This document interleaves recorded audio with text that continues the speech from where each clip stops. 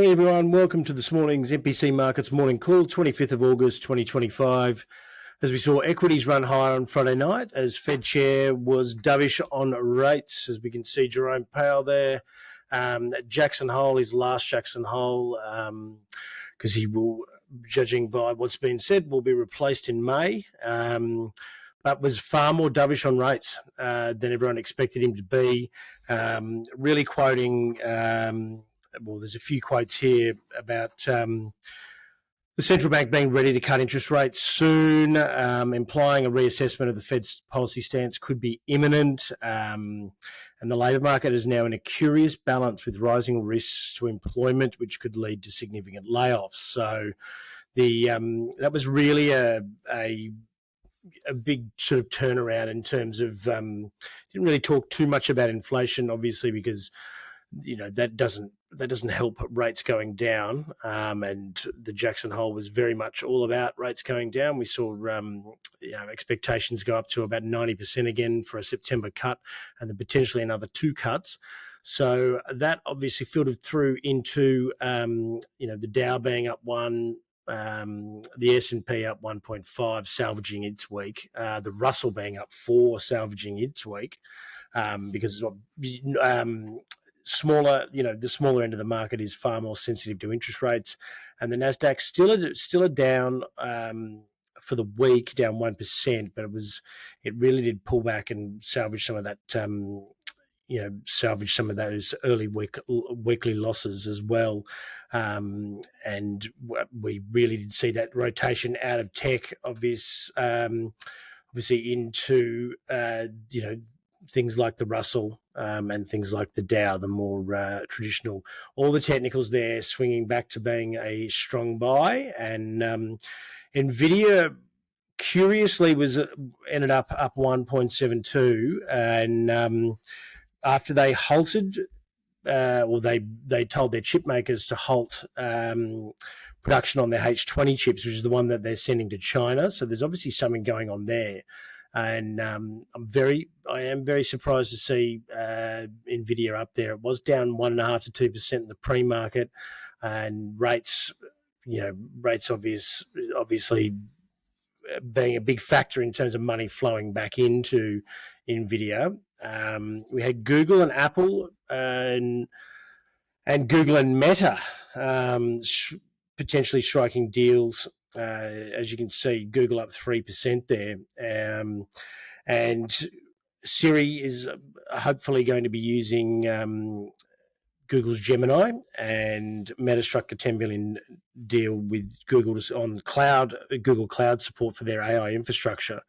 So for a number of reasons there, Google was higher, and from what the general feedback is from Apple customers is that they really don't care what platform or what foundational models that Siri sits on. They just want it to work, and it doesn't work anywhere near as good as any of the other models that are out there at the moment. Perplexity is one of those. Those AI and models that's making significant ground, and just continually doing deals, even made a bid for Google Chrome, which may have to be split off just to ease some pressures on the anti-competitive nature that some governments view Google with. And you can see financials there quite high. Berkshire Hathaway not performing particularly well, just given that high level of cash. Tesla up quite significantly, and then the Caterpillar and John Deere, those bellwethers of the economy, obviously loving the fact that rates are potentially heading lower. At the moment, the market's reaction on rates being potentially being significantly lower is a positive one, and but the reason that the rates are heading lower is just on the back of as Jerome Powell sort of outlined, is those weakening employment numbers. We are still around the 4.2 mark, and Yeah, there will be some job losses come through. I mean, we've seen some of the Mag 7 drop a lot of jobs. We haven't really seen any AI related job losses at this point, and we are now probably a couple of years through. And I know from our experience here at MPC, the amount of content and the amount of things we can do, because we've got a lot of things automated and we use AI or multiple AI high-end models for everything from coding our new investor hub called Mosaic to analyzing company announcements to helping write content, etc. We wouldn't be able to do this without a team that was probably 300% larger. And essentially, I think companies are going to start to really find out that then they're going to have a lot of surplus middle managers. Let's face it, and we certainly see that gig economy being threatened by the robo-taxi as well, and I think that's where a lot of people and a lot of the general ability to just to hang in there is drive Uber or do delivery or whatever, deliver packages for Amazon, etc. And it sits in the middle there. That gig economy may be threatened by an AI there with Tesla robo taxis rolling out in more and more. There's just constant announcements of them getting approvals all around the place. So that there is increased productivity, which is great for the economy and the economic growth. But if that comes at the cost of people having jobs, that money is just going to flow to the 1%, the rich end of the market, and then you're going to have economies are most healthy when the middle class is doing well and everyone has jobs, and the economies don't do well when a lot of a small amount of people and are benefiting and having the most amount of wealth, as we saw that when America was most healthy during that period in the 60s and 70s and 80s, etc. So, it is a very seismic shift in the way that the labour market's going to work, because it is, as everyone keeps saying, it is equivalent to an industrial revolution style change having AI around. But there will be bumps along the way, and there'll be regulation bumps along the way as well. And we are sitting at very, very high valuations at this juncture. So yeah, I feel like, despite the fact that there is a lot of positivity around rate cuts, the risk is certainly still possibly a little bit to the downside. Although we are very, very much near record highs. So only time will tell, I suppose. And last sort of week of Aussie earnings, everyone's really got to be wrapped up by the end of the month. We've got Bendigo Bank, Ansell, possibly Santos today, Pilbara, Reece, Endeavour Group. Last of the big miners in Fortescue on Tuesday, and you got Coles and Woolies Tuesday, Wednesday, and WiseTech on Wednesday, which could be a bit of a risk. Thursday morning, you've got NVIDIA earnings. Everyone is just expecting gangbuster earnings there. And here in Australia on Thursday, we've got the likes of Wesfarmers, which is trading at absolutely extreme multiples. Qantas, Ramsay Health, couple of the mid-tier miners, Sandfire, Linus, and South 32. Eagers Automotive, they seem to be doing relatively well and have surprised to the upside a couple of times in earnings in the last couple of years. So be interesting to see how they go.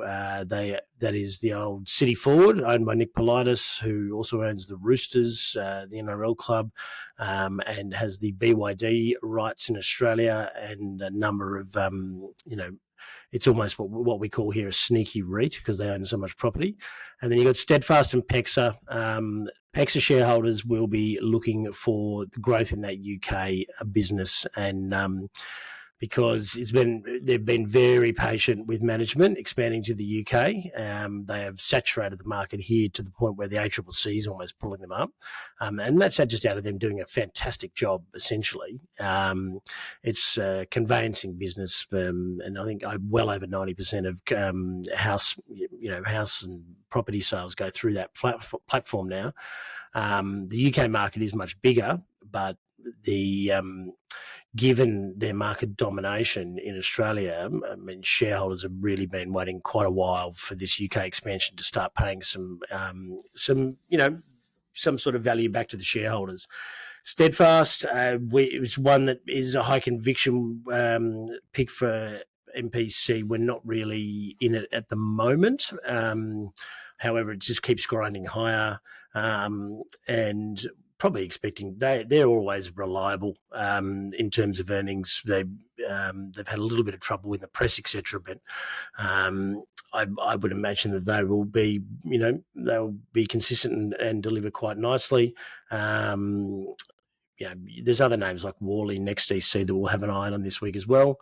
But I think NVIDIA is the big show. I think that'll really set the tone for markets, because it's almost single-handedly been holding up this market for quite a number of weak periods over the last 12 to 18 months. And on the economic front, we've got CPI here in Australia on Wednesday. We've got preliminary GDP, which is just a revision of the advanced GDP numbers from last month.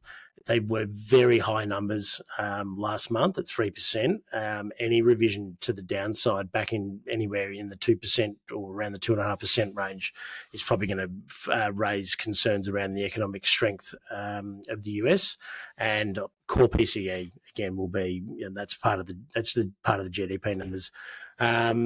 Will be also revised there as well.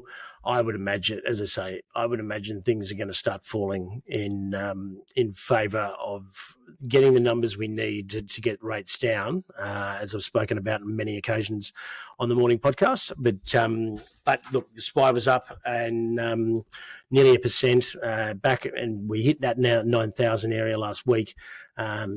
I can't see any major disappointments except for, I think WiseTech is an enormous risk. NextDC is always a little bit dodgy in terms of how much debt they've got. They can be great, but they can also move. They can also disappoint. So yeah, I would expect broad strength over the course of this week.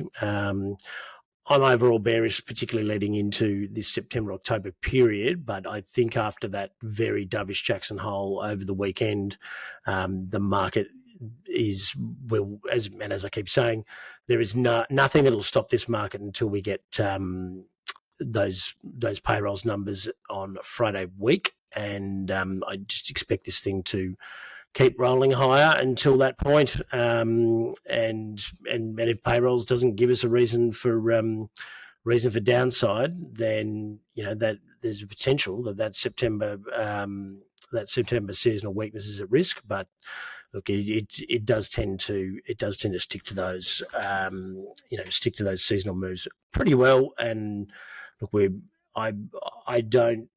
I think it'd be very healthy for there to be even just a bit of a pullback. 5-10% is really nothing in the scheme of things. I think we would be up nearly 10% since July the 1st. So I think overall, just washing out a little bit of the leverage, maybe pulling back to some reasonable valuations across the board, and even just sideways for a month or so would be a very healthy thing for the market overall. And just in terms of people not these sorts of levels and valuations on these sorts of bull runs, people start to put on way too much leverage. They start to get carried away. It gets very frothy, and then all that ends up happening is causing a large downside move in the long run. So it's very difficult to ask the market to be sensible these days. But look, hopefully we start to, but at the bare minimum, let the companies catch up with the forward expectations that the market's putting on them, which are incredibly high at record levels, essentially. So yeah, but look, I hope you had a great weekend, and I hope I hope you have a great day today, and your companies report well here on the Aussie Exchange, and we will speak again tomorrow. General advice warning. The content presented in this presentation is intended for informational purposes only and provides general advice only. It does not take into account your personal objectives, financial situation, or specific needs. This information should not be the sole resource when making investment decisions. We strongly recommend you seek the advice of a financial professional.